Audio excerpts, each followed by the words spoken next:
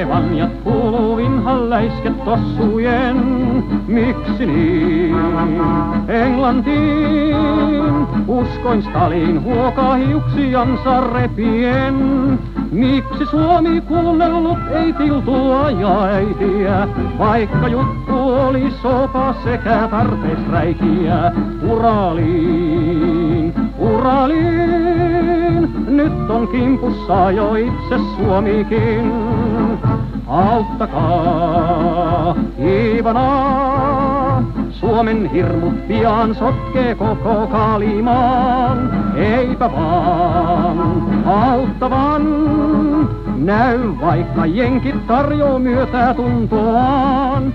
Sillä japsit pistää lämpimästi minkä ennättää. Saksa liittolaisten tonnistoja ilman lennättää. Uraliin, siinä on työ, vanjat juoksee että tossut tulta lyö.